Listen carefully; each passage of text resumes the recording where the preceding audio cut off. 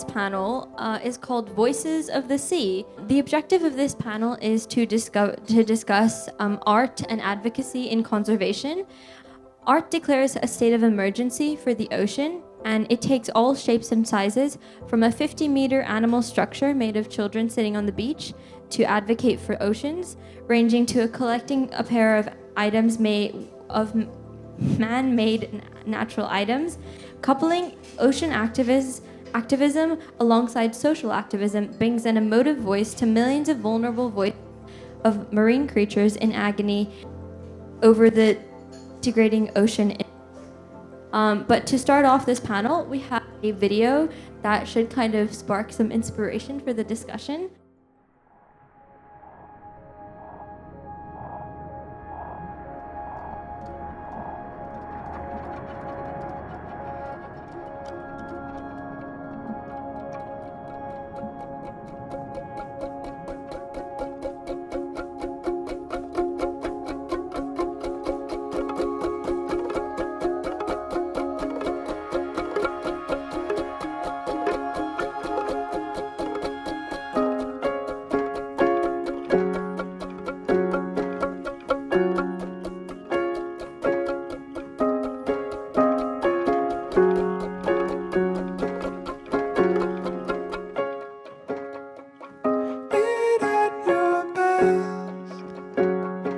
It's still honest, unknown, a better place.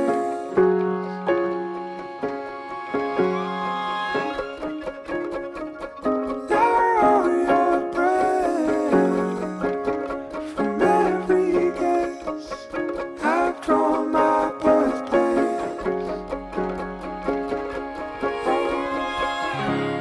I don't need a friend. I won't let it in.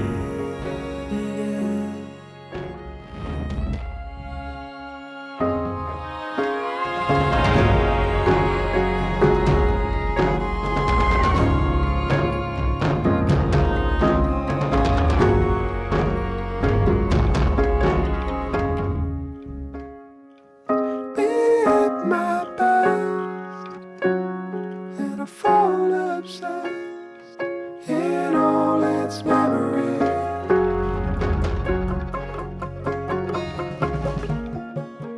And I'll vow to again to be undressed, to love in bed, thy reverie.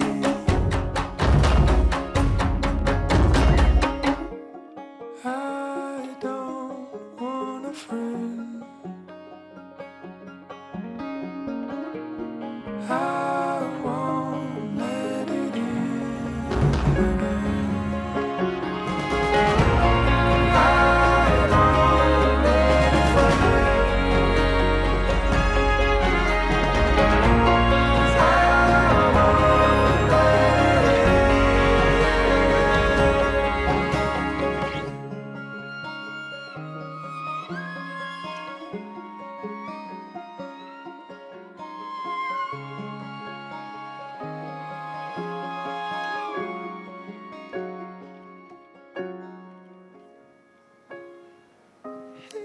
So this video is created by a group called Studio Birthplace, and I actually reached out to them a few months ago because later in the video you'll see they made a almost 3 or 4 meter bamboo plastic whale, and they submerged it into the ocean. And last summer I was a part of a group called the Hong Kong Ocean Youth at Maker Bay, which was founded by Caesar again. And we made a very similar bamboo whale, which we walked through the streets of Chunwan. So this is another very inspiring and I think relevant art-related project that we wanted to share.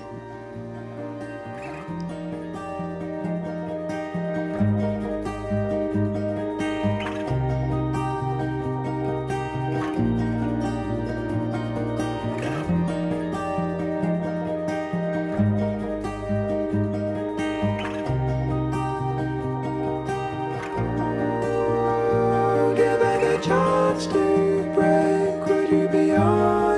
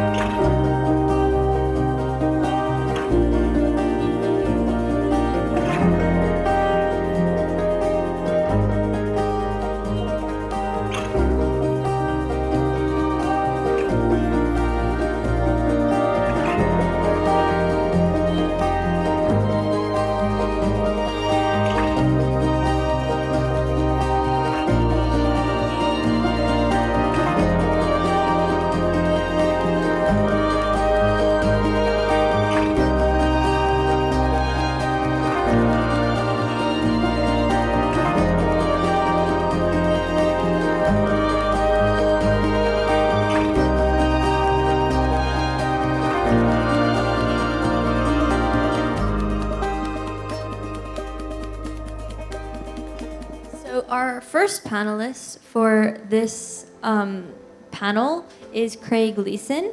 Unfortunately, he flied back to the US today, so he couldn't be here with us, but he did share a recording of some stuff he wanted to share for the panel.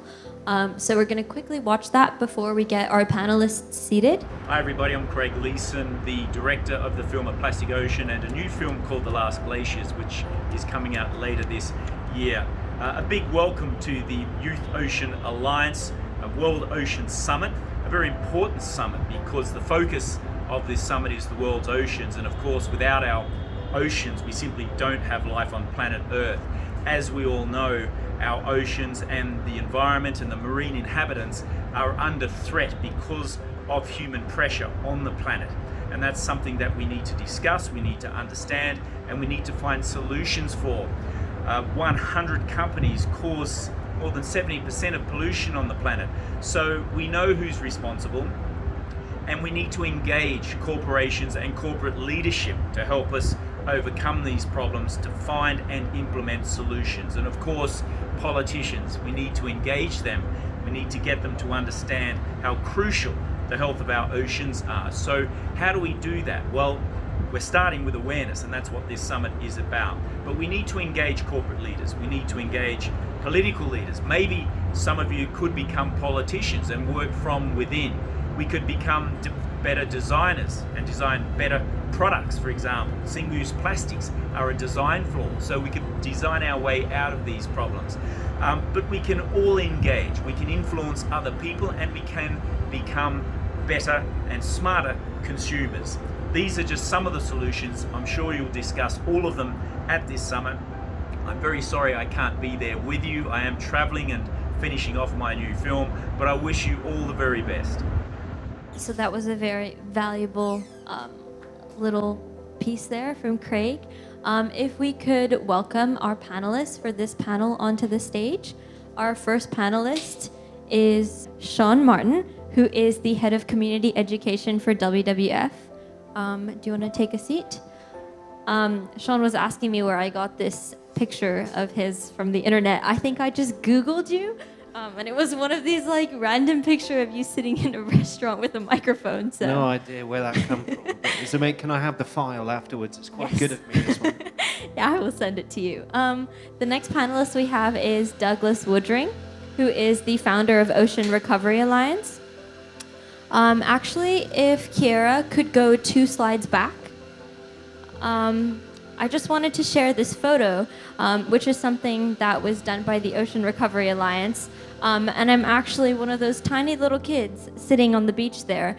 And I think it was very ironic, and I really liked that I was one of the little kids sitting on the beach there, and then I wanted to invite you to come and speak. So it's been really nice to have that. And last but not least, we have Benita Chick, who is the founder of Encompass HK and an LGBTQIA+ activist. Benita is also somebody who provided me with definitely one of the most interesting and valuable opportunities of my life so far, where I gave a TEDx event in partnership with Encompass. So thank you guys for being here. I think we have a microphone. Perfect. So the first question I have for you guys is, what has been the most effective way for you to advocate in conservation? And Benita, do you want to start us off in that question? Sure. I mean, for me, for Encompass, we do a lot of outdoor tours. We go to Hoi Ha, we go to different things, and just bringing people to the sea, I think is very powerful because, and in one way, I'm grateful for the pandemic in a way that because more Hong Kong people are exploring to Hoi Ha or Green Lake Island, whatever that is. And every time I give these statistics that Hong Kong has more coral than the Caribbean, everybody was so shocked. And I think it's to know about that, know about our ocean, and then people would develop a sense of having empathy with the ocean, having empathy with the solution. So for me, really bringing people outside. And I'm sure that the two other panelists have other ways, but that has been my way of raising awareness on conservation. Okay, so just while we answer the next question, Benita, if you could come sit here so we have everybody just a little closer together. The next question for, I think, Doug and Sean, because I know that, Sean, you've been in a band before. So the question is, what role does creativity and activism play in conservation? Oh, it can play a huge role in it. I think the message is as important, if not as the thing that you're trying to sort of put across, and knowing your audience is actually really, really important as well. So understanding what turns people on, where your stakeholders are, in terms of, if we're talking about not the band stuff, but ocean conservation, understanding who actually has a stake in everything to do with the oceans. Is it the fishermen? Is it people, tourist operators? Is it policy makers? Is it this? And then understanding how to talk to them. So voice is actually really, really important as well. Actually being able to communicate with each of these stakeholders in a way that is not condescending at all, but also puts the point across. So in terms of, but then that's where your creativity comes in as well, because actually if you know what turns your audience on, then ultimately you can actually make that, make your message stick if you're using creative methods. Yeah, thank you. Doug, do you want to share your view on that?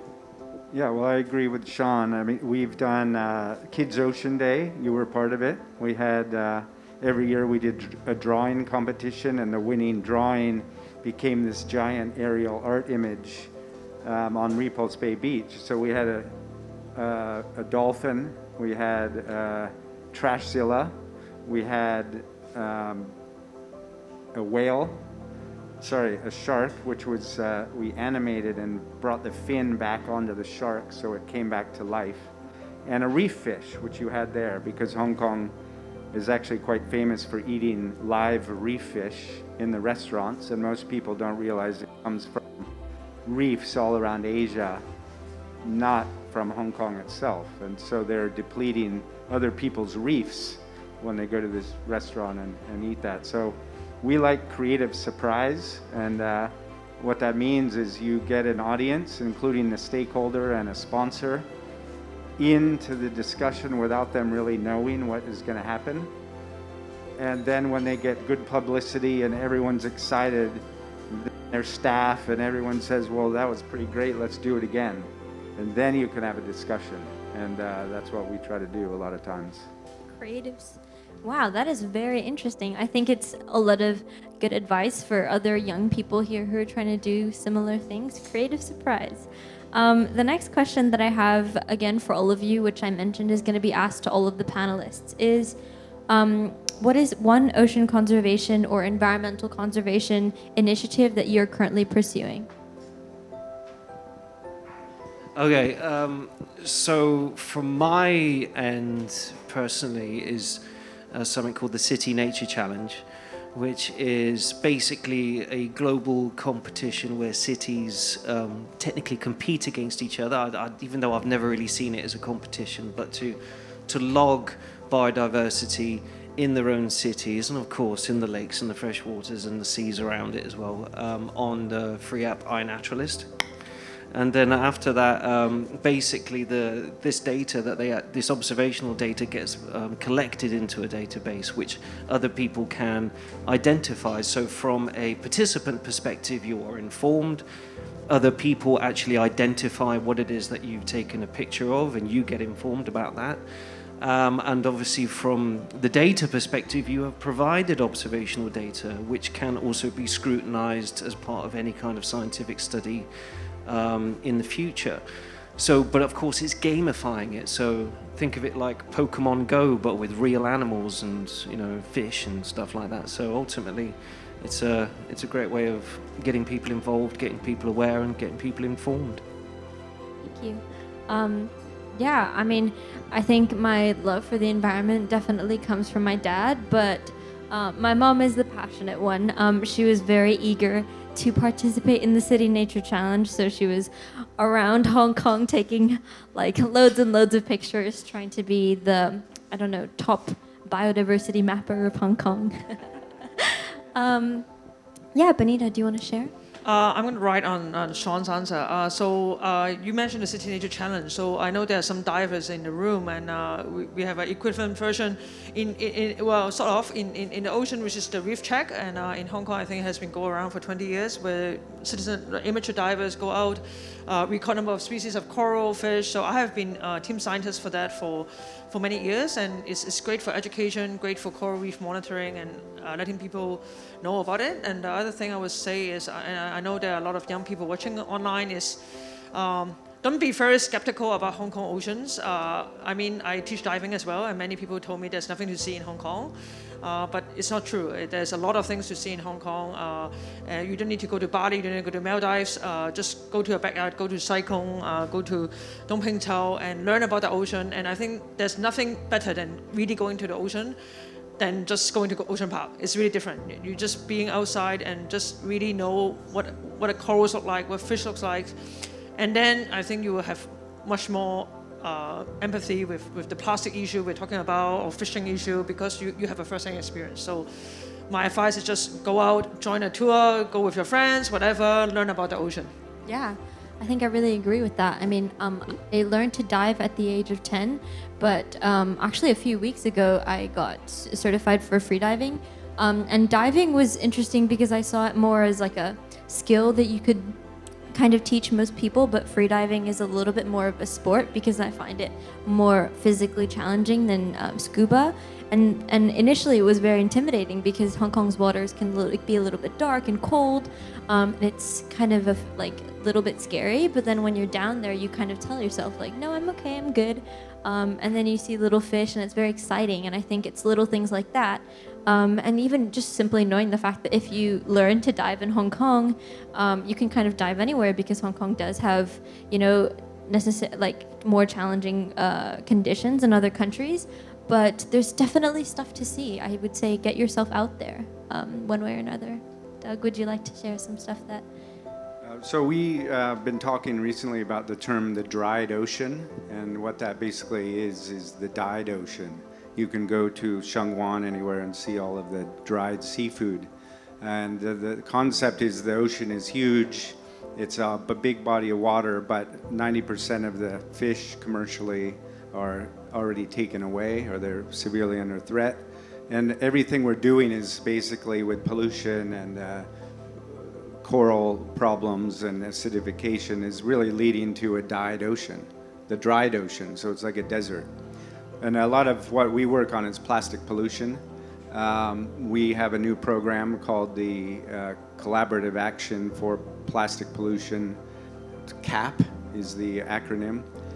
This came out of a UN report that we did, where we scored 580 global commitments on plastic pollution to try to see if they're valuable and they actually get work.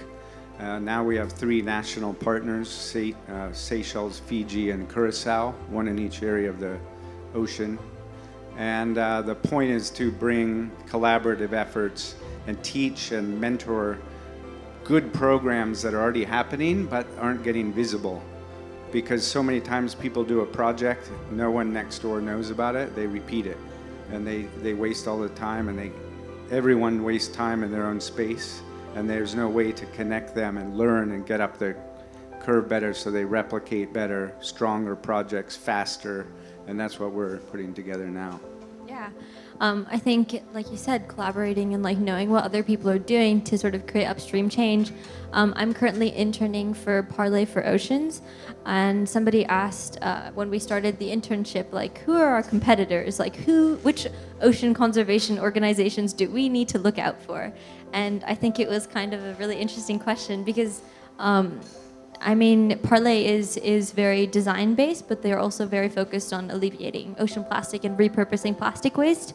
And the answer that we got was that we don't really have competitors because we're all sort of striving towards the same positive goal, which is why I think it's really nice to have everybody here to see what it is that we can do together to kind of create this movement, if you will.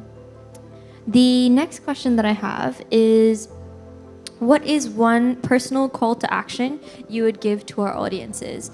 And like I said before, just share something that you've done or what kind of helped you start your journey as an environmentalist and ocean advocate?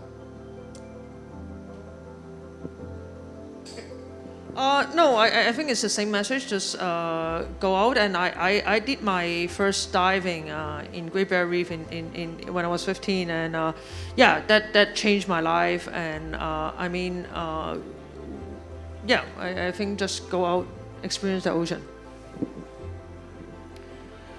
From our perspective, I work at WWF, and we've just re-released our sustainable seafood guide. So obviously with things that are obviously if you're interested in seafood and obviously want to sort of eat seafood and understand what actually you can and can't eat, I suppose, and obviously understand what it is and where it's from and things like that. So yeah, that's it. I would say just pick it up, just be proud. Pick it up, just be proud.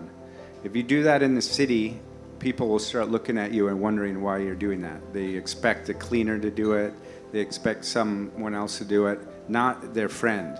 And when you do that, especially away from the ocean, that's where we really need to focus. People know what the ocean issues are, but the people inland don't relate to the water very much. And if you can get their attention and picking things up where you go along and be proud of it, that's going to be a huge angle for the environment. Pick it up and be proud. I really, really like that. I think we're kind of at a place environmentally where, as humans, we sort of have a disconnect from the environment itself, and most definitely we have a disconnect among ourselves. Like there's a disconnect between different social groups, and so being proud is a very big part of that. I think we have some time. We have about 5 minutes for some questions from the floor. So if Can I just add one, Yes, of course. advertisement? My friend is rowing from California to Hong Kong across the Pacific Ocean right now. He's in week 7, almost 8,000 miles. It's called Westbound Rower, and we're putting up a trilingual education program every week. It's the first expedition probably in the world that I know of that has ongoing education about the ocean every single week. It's put up on Westbound Wednesdays. And once schools start, we're going to start live calls with Eruch, his name, by sat phone every 2 weeks with schools in Asia and the US. So their language is English, Chinese, Spanish, and we're probably going to add Turkish soon. So track it, follow it, spread it. Thanks. That's great. Just a quick note one more time. All of this stuff is going to be on our website. So we will add all of the things that have just been mentioned so people can participate and join. So if you're looking for those, that's where to find them. So, do you know where is he going to land at the Do you know where he's going to land in Hong Depends Kong? who talks to us the right way between now and the 11th. 11th, I'd say 11th because it's 11 months. He has a real challenge. You know, when you're rowing, you don't go that fast. So getting through the Luzon Strait in March during the winds and the current is a trick to actually get right here from Hawaii. But that's what the attempt is. Just really quickly, we have some more questions, but it is 7 p.m., Benita, so if you need to leave, that's okay. Does anybody have any more questions for our panelists? Samara? Oh, Nishan? Yeah, so I believe that the name of the game for ocean conservation is creating interest within people. So with regards to that, what would you say is the most interesting initiative that you've taken? Or even come across, for that matter. Yeah. I used to work in Earthwatch, and one of the program we did is Miffy in the Ocean. So we know that young kids like cartoon character, and we did an exhibit in the Science Museum using Miffy to explain different parts about the ocean, about the plastic, about coral bleaching. And I think going back to the theme of the panel is there's a lot of ways in creativity, innovation, art to express and stimulate interest in the ocean. Yeah. Well, I think artwork is really good at driving questions and curiosity. We had a 12-meter tall whale in Singapore right before COVID hit called the Skyscraper, and every single person that went by him took a picture, including the Prime Minister. And it just brought everyone's question, where did that come from? Why is it there? Why did they make it out of plastic? Why is it a whale? It would have gone on a whole Asia tour, but COVID stopped that. But, Yeah. you know, big things like that can really get people talking.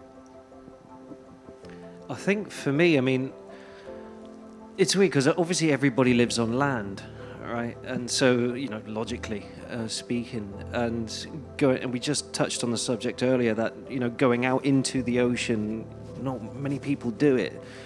So the only real way that people can understand it is maybe through documentaries. So like people like the BBC, for example, do amazing documentaries on ocean habitats, coral reefs, deep ocean, coastal stuff. So I think innovation comes from that. But then you have something like the grandfatherly voice of David Attenborough, which basically can, you know, is more familiar and trustworthy, I think, is something that can sort of really push across a sort of message, I think. But obviously being in it is better, but if not, you know, just switch on your television and go on Netflix, innit? Yeah. One more question? Yeah. Hello? Yes, when you were mentioning that you're working, sorry, this is for Sean. When you're talking about the sustainable seafood, I could hear that some others, I don't know who, but I could hear some other sound. People maybe sound quite negative about it. I would like to give you a chance to mention, like, is it possible to have sustainable seafood? And if so, like, how do you educate? I mean, I'm sorry, is this a difficult question? I don't know because I'm actually not educated enough. I don't know. Oh God, I'm on TV, aren't I? Okay, I'm gonna take my WWF hat off. Okay, I'm gonna put it on, just gonna put it on my lap here, just plonk it on Doug here for a second. My personal opinion is there is no such thing as sustainable seafood. Absolutely. But my particular, you know, it's not going to stop people exploiting the sea for anything, not just seafood, as well, minerals or oil or whatever it is. But I do see the sustainable seafood guy as an educational tool as well. I mean, I think with our oceans team are trying to advocate to the general public. We love seafood here in Hong Kong. And of course, to the restaurant businesses as well. We're trying to sort of reach out to them in order to sort of say, look, please understand where the stuff is you're coming from, it comes from, and how you cook it, you know, what you cook and stuff like that. I've never been, again, taking my hat off, I've never thought that there's anything like sustainable seafood. Sustainable farming, I think, is a big question mark about sustainable farming. But people are still going to eat it. And I think Sustainable Seafood Guide is actually naturally a good step in order to educate people about what is good to eat and what is not good to eat. Okay, and of course you have all sorts of myriad of other aspects going on there, like you hear about slavery, you know, with, you know, in fishing fleets and things like that, which is awful, really, really awful, and there's absolutely nothing sustainable about that. But ultimately, putting my WWF hat on, education, awareness, being informed and asking the right questions and getting the right answers and just making the right choices about what you eat and how you use the ocean is the way forward. It's a step in the right direction. Thank you very much. I think I just wanted to really quickly add something to the question that... Can I just say, you know, without the attempt to go sustainable, we're screwed. And so farming or whatever, you got to try to believe it, because a lot of it is much better than doing nothing. And once you do that, you innovate, you use different feeds and you different ways to catch. There's no bycatch. That's a huge difference from doing nothing, which has been the past 100 years. This has been a very interesting panel. I think most of the speakers here and all the panels are in a collective decision that about sustainable eating, and I think that's good. I think you know, we have a team in Mexico, and especially in Cancun, where they're very dependent on the oceans. The team is trying to work with local communities to see how communities that are dependent on the ocean can continue to have that mutually beneficial relationship, because obviously, you know, a lot of people's livelihood is dependent on it, and it's not necessarily realistic to just completely take that away. But how can you change it to go in a direction that's more better in the long run? As well as working in our team in Mexico City, which is working more in awareness space because it is more landlocked. But I think that how the two are connected has become very interesting and something that we're trying to explore more. Just really quickly bouncing off of Nishant's question about what's been the most impactful thing. What's been most impactful to me is definitely stories. I'm a very emotional person, so places where emotion comes in is what makes me interested. And earlier, one of our volunteers, Samara, asked somebody in the video crew, Kit, what should we do to make people care? Like that, Samara said that's one of the questions she wants to ask a lot of the panelists. And he said, people care when they've been cared for. So how can we care for people so that they can care for the oceans? And I think that, you know, everybody's here is kind of like indirectly trying to care for everybody else to, you know, show them what the ocean is like and to kind of teach them about it, to hopefully kind of at some point create a movement. Like I said before, I think it's nice that we're all kind of working together to inspire everybody, but particularly care for each other. I like that word. Thank you so much to this panelist. I think we have 3 minutes just to switch over to the next one. This break can't be as long as the next one just because we want to make sure everybody has their time. But yeah, thank you so much. Thank you.